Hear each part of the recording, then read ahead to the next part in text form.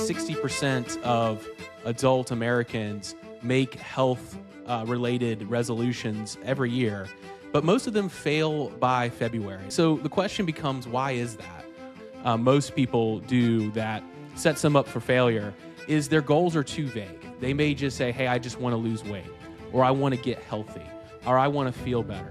But they really don't have any kind of action plan laid out to make that happen, to execute those goals. Habits are really just a neuroplasticity in your brain that's making things automatic essentially for you. We need them to increase protein, for instance. And if you are eating, let's say we want you to get to like 80 grams of protein a day, but you're only eating 20 or 30 grams of protein. If you jump straight to that 80 grams, not only is that going to be tricky, but you may not feel very good because your body's not used to digesting that much protein. So making small goals week by week and increasing that intensity. The Neuronutrition Podcast is sponsored by North Florida Spine and Wellness and produced by Juming Delmas Studios. Hi, everybody. Welcome back to another episode of the Neuronutrition Podcast. I am your host, Dr. Z, and today we are going to be talking about how to establish health goals for the next year and actually make them successful. You know, probably 60% of adult Americans make health related resolutions every year, but most of them fail by February. They've already given up on those goals. So the question becomes, why is that?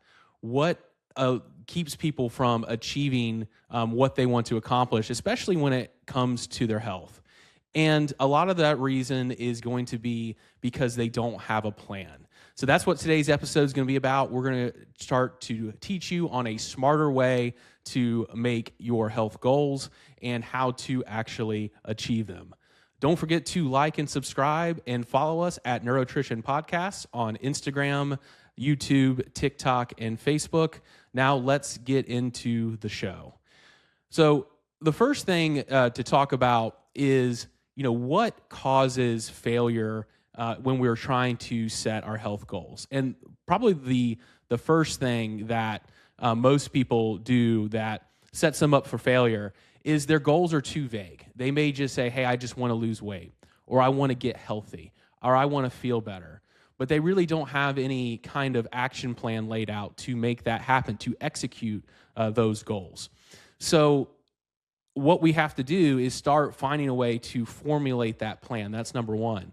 The other thing is maybe their goals are too unrealistic. Maybe they really, in the grand scheme of things, need to lose 60 pounds, for instance, but they start off at 60 pounds in 3 months, and that's not something that's really going to be achievable.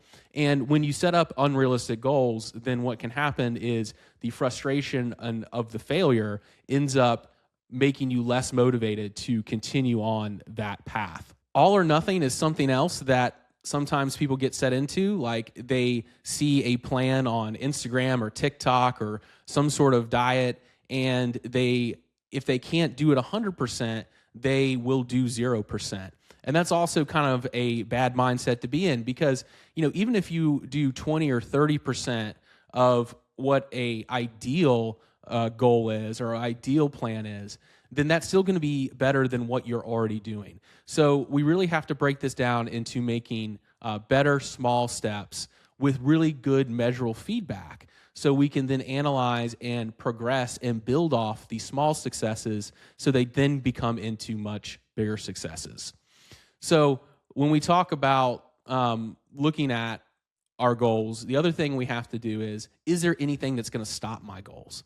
And for a lot of people, especially when we, probably the most common thing is going to be weight loss with a lot of people. And when it comes to these types of things, is there going to be anything that is going to stop you? And more specifically, I mean, is there something within your metabolic health, how you process blood sugar, how your thyroid functions? Is that going to impact your metabolism? So you do need to have some people on your team that can assess, hey, is there something that is going to set me up for failure internally? Am I not functioning at an ideal level? And so finding functional medicine providers to help you analyze that is something too I always highly recommend, because if you're not having the right foundation to have this plan execute. You can have the best laid plan, and you may still fall short, and that can be very frustrating for people. So that's kind of an underrated thing. So let's talk about the very first thing we want to do, and that's make goals. But people don't make goals the way I think is very effective. And so I like to use a type of goal making called SMART goals. SMART goals is an acronym, and the first one is S for specific.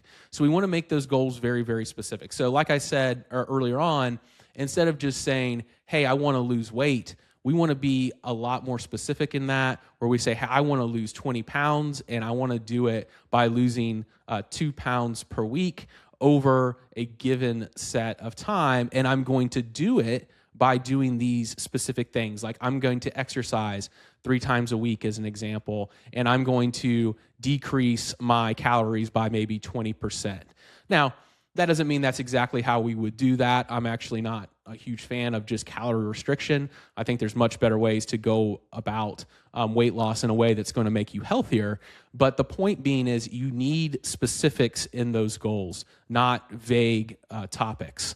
The next thing is M, which stands for measurable. You need to be able to measure those goals. You need to be able to say, okay, I worked out 2 times a week. You got to be able to track those calories in this instinct and actually measure that you are decreasing your calories by 20%. So whatever goal you're trying to achieve, make sure you have a mechanism to actually measure it so you know you are actually achieving and staying on course.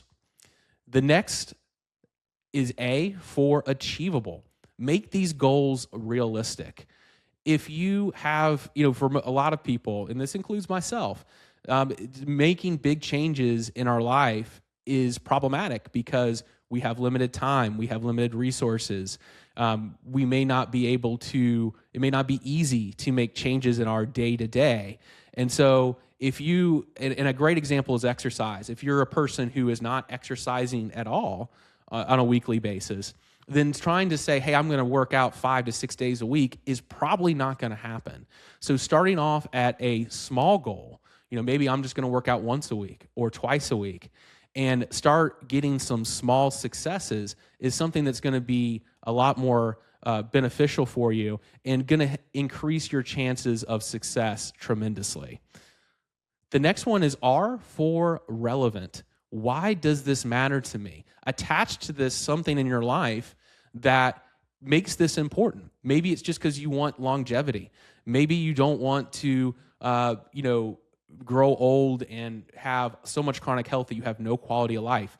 Maybe you want to do this for your family, for your kids, so you can live longer and enjoy watching them grow up and have their own kids and be able to play with your grandkids. But tie it something to why this goal is important to you and to your life. That's a really important thing. And then finally, T is for time. We have to put deadlines and timelines on these goals. So we make sure it's like, oh, I'm going to do it next week or I'm going to do it tomorrow. Put timelines on this. And again, it all has to come back to the achievable part of it. If you put a timeline that's not realistic, then that's probably not going to work either. And finally, when you put all these things together, what I recommend, once you get each part of this acronym together, write it in the past tense. Write it like it's already been done. Pretend you're reflecting back on 2026 and you're saying, I accomplished this goal of losing 20 pounds by doing X, Y, and Z, and write that out exactly how you did it. I went to the gym at 8 a.m. on Tuesday and Wednesday, or Tuesday and Thursday. And then after 1 month, I then started going to, Monday, Wednesday, and Friday, and how you progressed and went through that. Lay that out like it already happened. That allows you to start manifesting what is going to happen. And it gives you, at least psychologically, some control over the process. So once we have built these goals, the next thing we have to do is start formulating how we're going to enact it. The execution. You can write these goals down. You can have it perfectly laid out, just like I said. But if you don't enact it, then obviously it's not going to happen. So that means we have to build routine. So routine has to be real. It has to be actionable. And the key to routine is eventually developing it into a habit. And it takes people at least 30 days to create a habit, okay? And in order to do that, habits are really just a neuroplasticity in your brain that's making things automatic essentially for you. And in order to make that happen, what it takes is repetition. So whatever you can do to make this part of these routines repeatable, easy, especially in the beginning, then that is something that's going to really help you develop the routine that is necessary to execute your goals, but also to create the neuroplasticity to form a habit. So again, I'll go back to the example of exercise. Maybe my first goal is to only exercise 2 times a week, okay? Now, to achieve my goals, I'm probably going to want hour workouts. But in the beginning, especially if you have a very busy schedule where time is a factor, life is a factor in general, then shooting straight for an hour may not be very successful. It may be beneficial for you to target 15 minutes for the first couple of weeks. That way, you're already doing more than you've already done before. And now you're going to start creating that proper routine that's going to make this into a habit where adding time is going to become easier and easier once you start to get into this being an automatic part of your life. Even when it comes to making dietary changes, this is something that we often tell people when they're working with us from either a health coaching perspective or a functional medicine perspective. Oftentimes we need them to increase protein, for instance. And if you are eating, let's say we want you to get to like 80 grams of protein a day, but you're only eating 20 or 30 grams of protein. If you jump straight to that 80 grams, not only is that going to be tricky, but you may not feel very good because your body's not used to digesting that much protein. So making small goals week by week and increasing that intensity just to start moving in the right direction is going to be something that is going to be beneficial for you. So that goes back to doing the all or nothing. You don't have to go straight for perfect. No, that's usually not going to happen. Try to create some small successes. That's going to give your brain that dopamine hit. And you're going to start feeling momentum because you're going to start just the act of following through on your goals, even though you're doing it at a minimal amount in the beginning, is going to be something that's going to help you be motivational and help this snowball, essentially. That's what you want to create, this snowball effect to make this easier and easier. The next thing we want to talk about once we have developed this routine is oftentimes I find it very beneficial to have accountability. Look, we're not honest with ourselves. We lie to ourselves. We are the best at making excuses for why we can't do something. This is me included. This is definitely something I am very easily able to talk myself into why I don't need to do whatever I need to do to accomplish some sort of goal. So when we have that situation, and it's somewhat human nature, having someone that gives us some accountability to achieving this not only gives us it gives us an objective viewpoint of what we're doing. Like I said, we're not objective with ourselves. So having somebody, whether it's when we talk about exercise, maybe have a personal trainer. Again, if you haven't exercised in years or just kind of pilled around at the gym here and there, having someone kind of design a plan for you. And, if you have an appointment with your personal trainer at the gym, you're much more likely to show up for that as opposed to something that you just have this membership where you show up whenever you want. So you can always do that excuse of, oh, hey, I'll go later this afternoon or I'll go tomorrow instead of today. But if you have that appointment, there's more of that instinctual pressure to not to no show on this person who you have an appointment with. So having that set up will really help you build the routine. Same goes for changing lifestyle. Having a health coach, that is something that we have brought in the office over the last couple of years ourselves, and I've found it invaluable to the outcomes with my patients, because one of the challenges is when I'm trying to get people to feel better in general, they have to have some lifestyle modification probably 90% of the time. There's very few people who come into my office who are doing everything perfectly, from how they eat to how they exercise and all of that kind of thing. And that's usually part of the reason why they're in the position they are. And when you're starting from scratch there, it can be difficult for an individual to kind of get a hold on that. And maybe you need to bounce questions off people. Maybe, hey, I need to increase my protein, but meal prep is an issue for me. I can't kind of get my meals planned ahead of time. So not only having the accountability of someone to essentially answer to say, hey, you didn't do it this week, to help you measure those goals. The measure part of the SMART goals is very important. But it also allows someone to give you feedback and with some expertise to also know, hey, here's some ways to execute and do this and make it practical. So having a team to some degree is something that I think is underrated and not enough people do. They try to do it all on their own while they're dealing with all the other stressors of life. So again, have some form of accountability when you start to implement this routine, and I think you'll have a lot more success. Now let's talk about when you hit failure. Look, when you go through these steps, something's going to happen. You're going to get sick. Something's going to happen where you can't go to the gym that week, or life interrupts our best laid plans and our best laid strategies. And so we have to be able to be okay with that failure, but not accept that failure. Bob Dylan, one of my favorite singers, he has a line in a song that says, "There's no success like failure, and failure is no success at all." And it's and I always think about that because it really perfectly lays out how, failure is almost inevitable, and it's not success, but in a way, it can teach you lessons on how you can do to maybe avoid this. Maybe in the future where some of these roadblocks come up, you learn from that failure to be able to establish a strategy for a plan B or a plan C so you can still stay on track regardless of what life throws your way. That's never perfect, but do not let failure stop you, especially small failures, okay?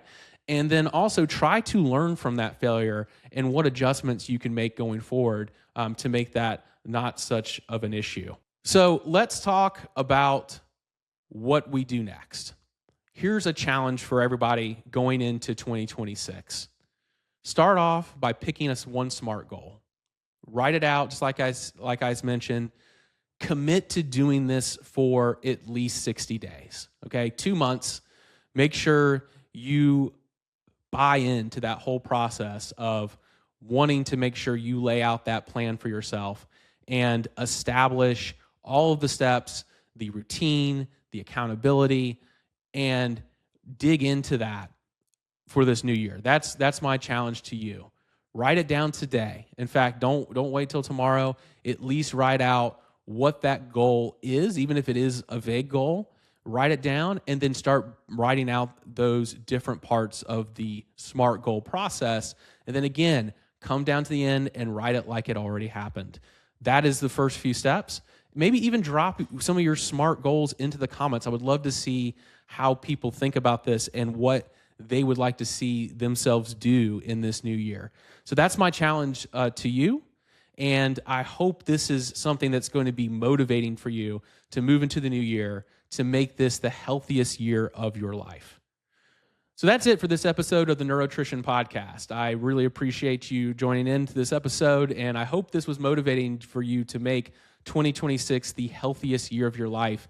Just not that you are able to survive through life, but actually to enjoy it with feeling vibrant and having that longevity that we all strive for. Now, don't forget, if you really need some help going through these SMART goals, building the routine, having the accountability, that's exactly what we do here at our office. So visit our website at healthytallahassee.com. And please don't forget to like and subscribe and follow us at Neurotrition Podcast on Instagram, Facebook, TikTok, and YouTube. And we will see you on the next episode. Have a happy new year and a healthy life forward. See you next time.